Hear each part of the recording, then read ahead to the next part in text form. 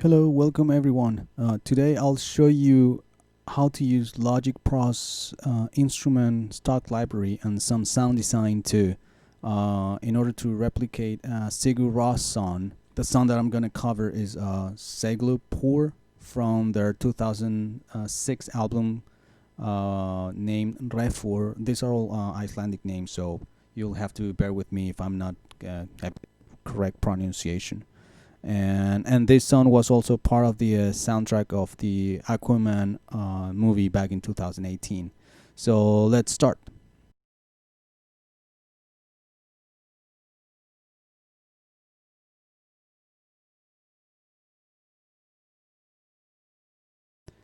They're actually using just three chords: C sharp minor,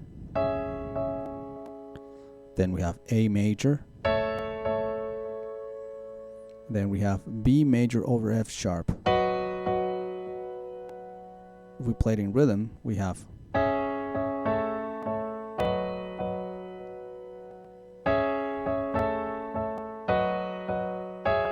so this last chord is the same as the first chord, C sharp minor, but they don't play the low note. It's just the chord by itself in a second inversion, which is C sharp with a bass on G sharp, C sharp minor with a bass on G sharp, C sharp's here, C sharp, and E, which makes it minor.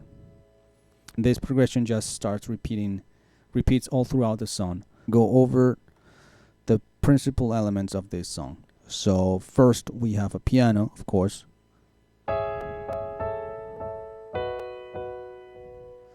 Then we have a vibraphone. In Logic, the instrument that I'm using is called glockenspiel, which is a sort of vibraphone. So you don't need to get anything special for that. It comes with Logic. Same with the piano. And then I'm using a sampler that comes with Logic, which is the EXS24 sampler. For this sound, which is just a sound effect of some scratch like this,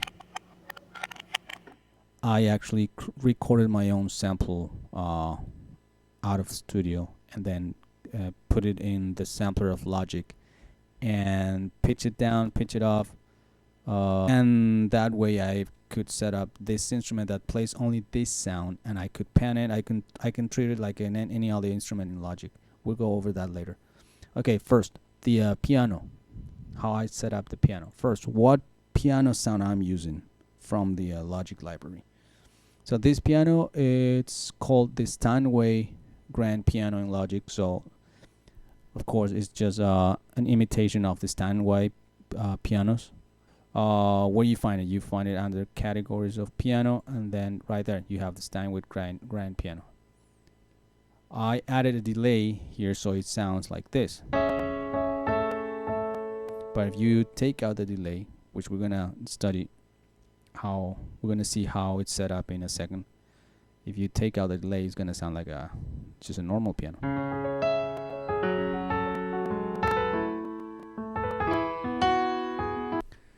So it actually has a really nice piano sound. How I set up this. First, the delay that I'm using is a tape delay. Again, another Logic plugin. The purpose of this video is to show you that we can actually achieve good results without spending a lot of money in plugins or buying new virtual instruments. Yeah, take advantage of the tools that already come with Logic. We don't need to spend more money after we already bought Logic. So how I set it up? Let me go to the actual delay. Now here we only need to check what's going on in three parameters of the delay. The delay itself, which is on this side, the feedback, and the output. If you take care of these three for this song, it's more than enough. So the delay. You have to make sure that the delay is gonna be in sync with the tempo. Okay, the tempo of the session. My tempo in the Logic session is 100 beats per minute. So what I want the delay to do is to follow that tempo and have the delay set up in quarter notes, so it's gonna follow the actual beat of the session. If you turn on the metronome of the session, that would be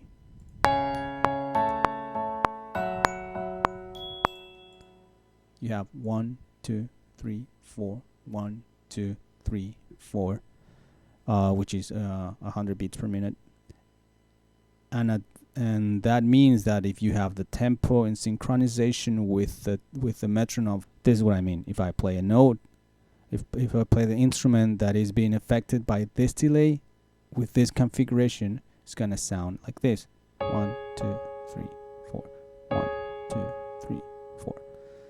Delay follows the tempo of 100 beats per minute, and since I have it set at quarter notes, the repeats are quarter notes, are not eighth notes or triplets or half notes. I could do that.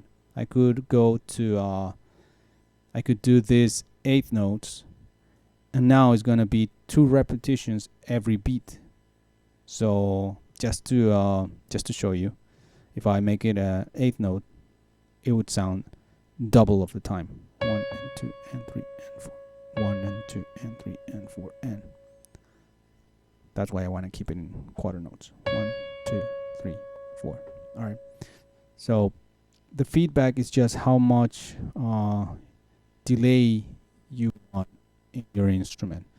16% for me is enough.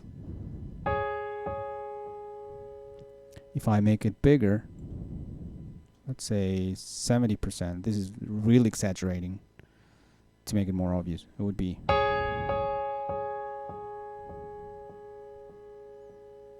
so the time that it repeats, it's almost double or three times more. It's like 8 times of repetition. So I'm just gonna leave it at 16 because it works for this song.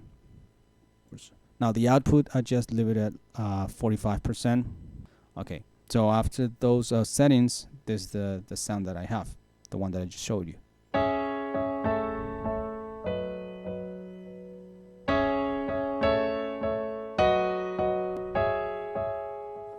All right, now vibraphone sound that the song has. I already have a glockenspiel here. That's again an orchestral sound in the Logic library, and after the orchestral category, you go to percussion, and then you have it, glockenspiel. And the notes that I'm playing there, or the notes that the song is playing, is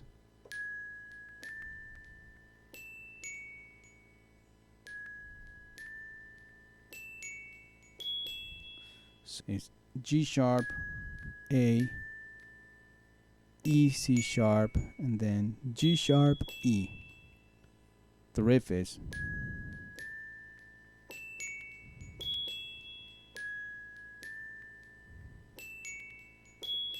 again, you can tell that this has a delay too. It's gonna be very similar to the piano, especially because both are playing in a color response manner. The piano plays, and then the bells respond. So both are having again their delays sync to the tempo and quarter notes as the base of the repetition. Now the feedback is a little bit different. It's not to 16 but 11%. And the output is just 9% wet. Now the fun part, the scratch, that effect that goes along with the piano and the bells.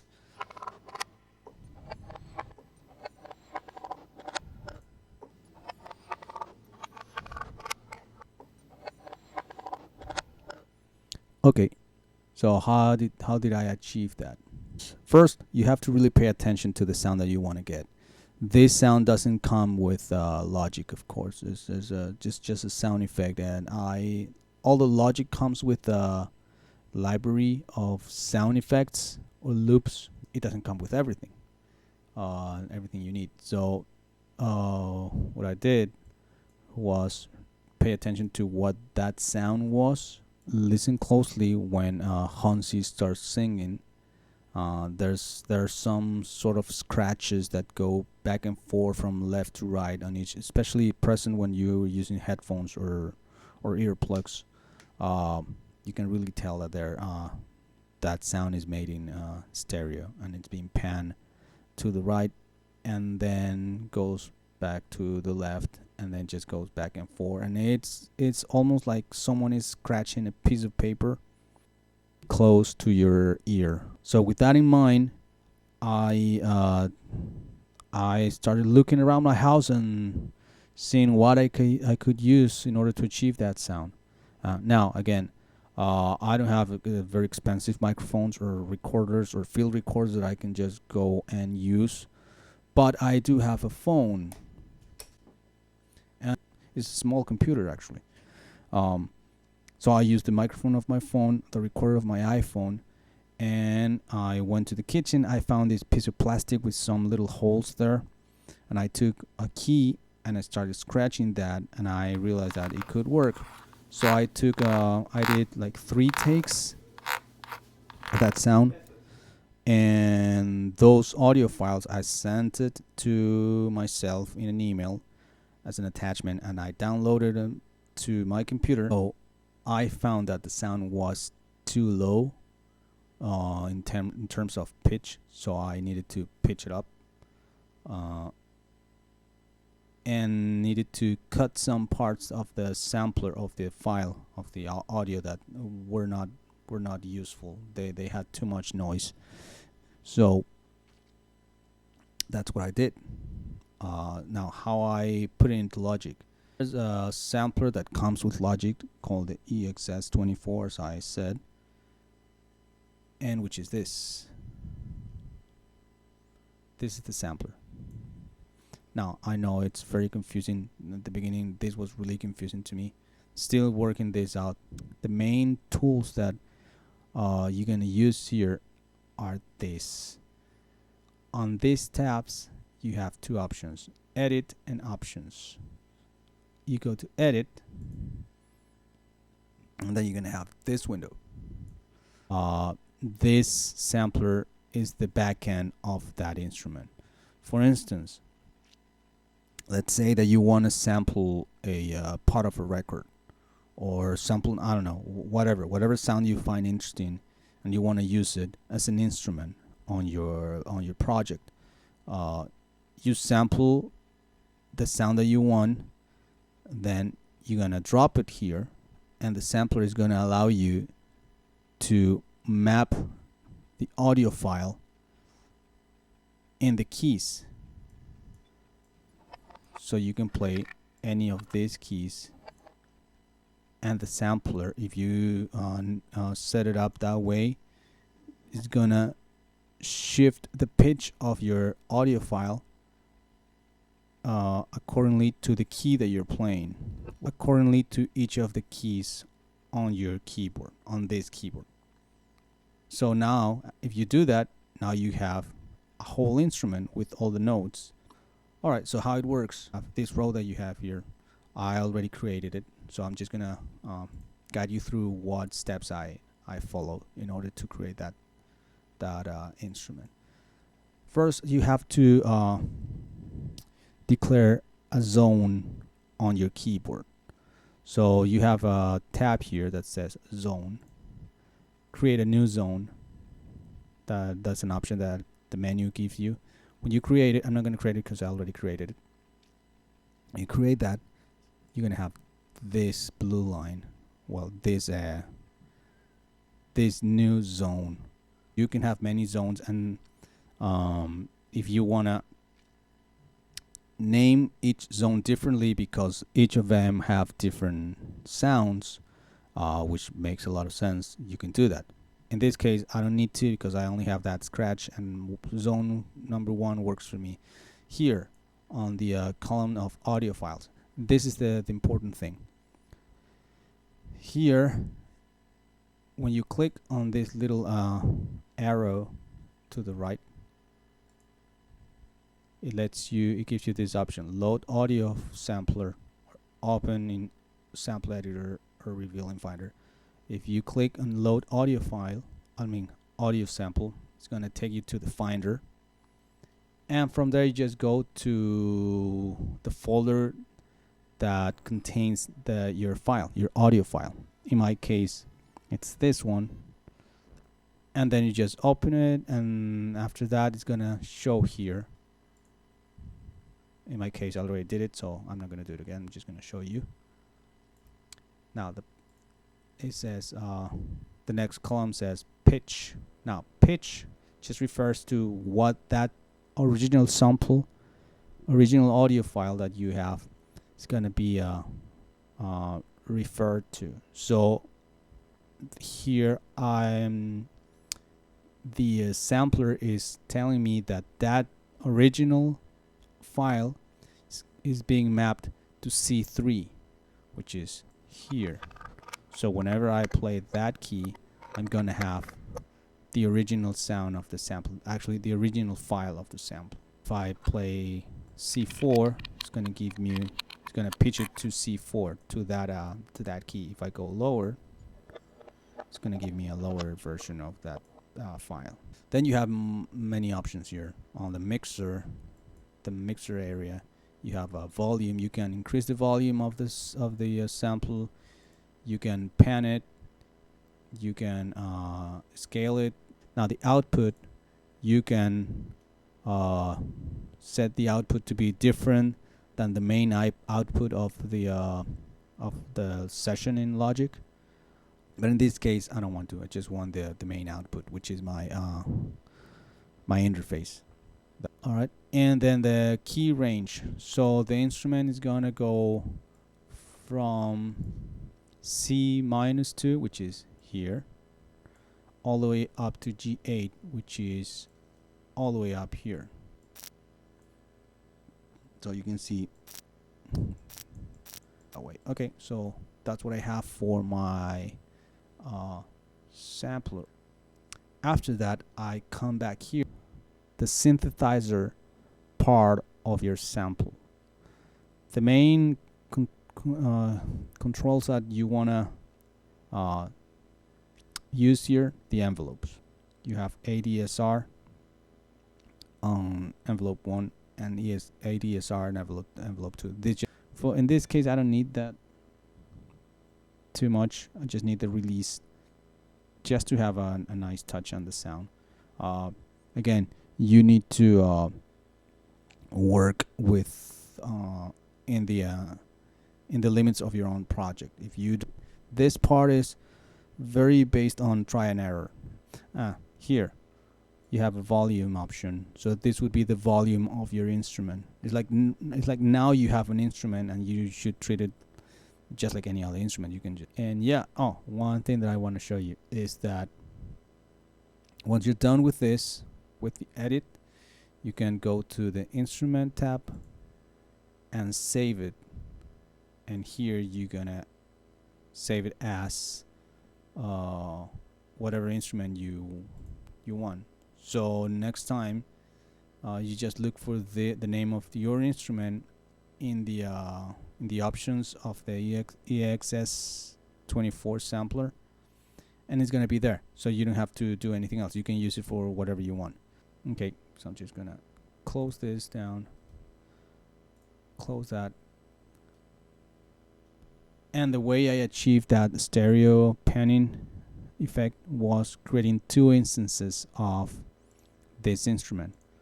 One that I pan all the way to the right, and the other one I pan all the way to the left. And I put it under a folder that's called a scratch. So one is for the right and one is for the left. And let's listen just the scratch.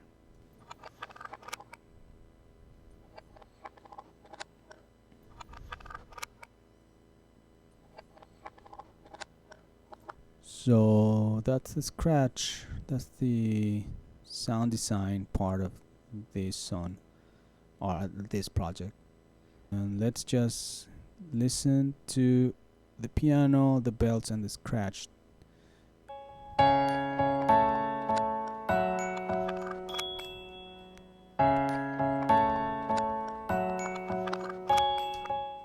As you can tell, it sounds pretty similar to the song already.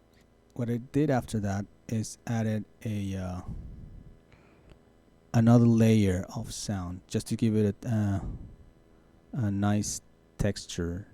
This is a synth called a Aurora Borealis.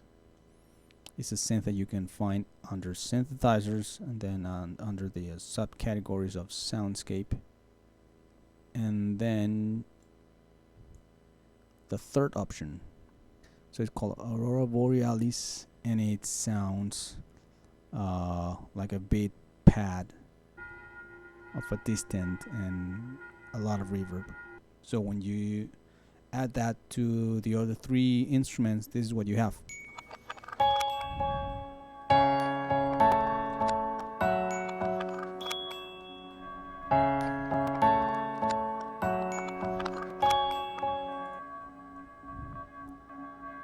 That's the synthesizer by itself, now in context.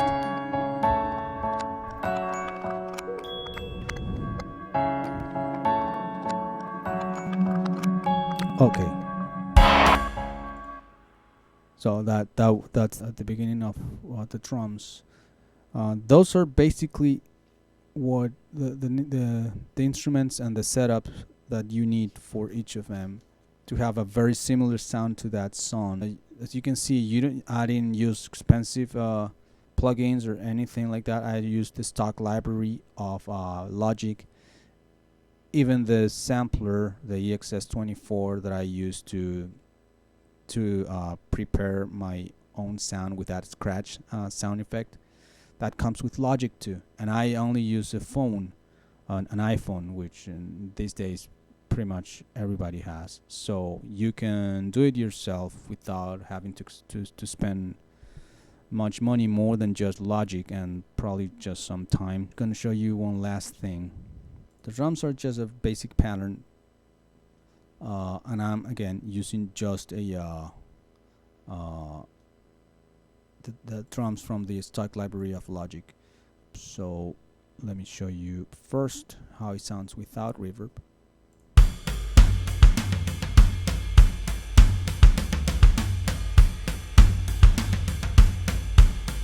Now with reverb.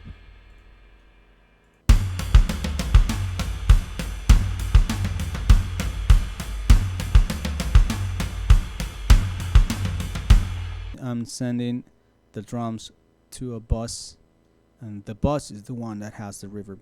The reason why I'm doing that is because I'm sending, I wanna save some CPU, so my computer doesn't crash.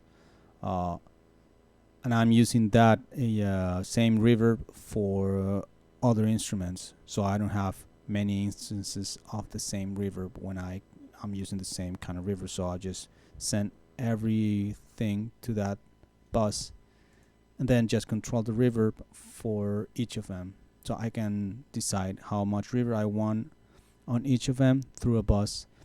Now let me show you the setup of the reverb. The reverb is on bus 2. Okay, the reverb is a Space Designer. Now the Space Designer has many reverbs too. So the one that I'm using is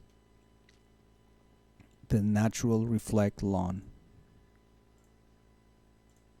You go to the menu up here, go to Large Spaces, go to Outdoor Spaces, and select Natural Reflect. You don't need to touch it, you don't need to move any of these parameters, because it works fine the way it is. That's gonna make it sound like this.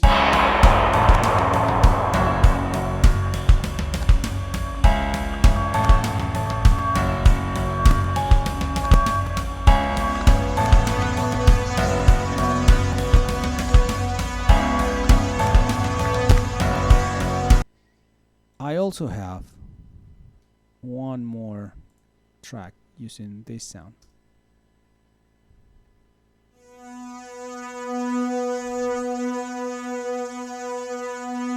With that, I wanted to imitate the sound that Hansi, the singer, does with a bow used on his electric guitar. So it gives you a big sort of feedback sound when he plays. That the one that I found that was useful was, again, a synthesizer under the strings category, and then the one called Moonlight Arc, and that sounds like this.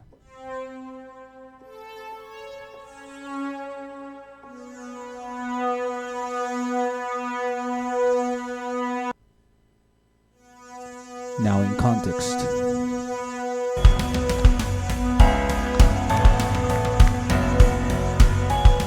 Now the choir.